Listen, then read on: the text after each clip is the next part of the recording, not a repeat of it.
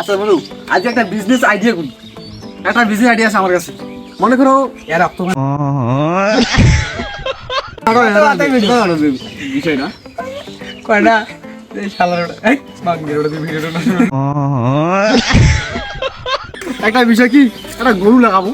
একটা গরু থেকে বাচ্চা হইতে হইতে 10টা গরু হইবে, পরে 10টা গরু বেচে আমি কোটিপতি হয়ে যাবো। হে বেটা উঠলে না, ভেড়া পোষলে কত লাভ জানিস? ভেড়া পোষলে 3টে বাচ্চা, আর বকরি পোষলে 2টে বাচ্চা জানিস? না না না, ভেড়াটা বা পোষাই না, নতুন একটা বিজনেস দিল।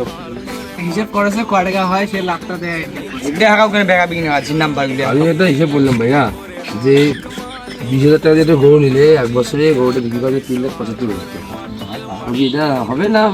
কি বলতে হবে, কি করা যায়? গরু কিন্তু ক টাকা নাকি মুখ কোন বাকিটা মধ্যে আছে কম। একটা বিষয় কি, ওরা ওরা ব্যবসা না, নতুন নতুন ব্যবসাটা। মনে করেন আমরা একটা হিসাব করি। মনে করেন আমরা সবাই মিলে একটা কাশি বিরিয়ানি দেবো, কাশি দোকান দেবো, কাশি বিরিয়ানির দোকান দেবো।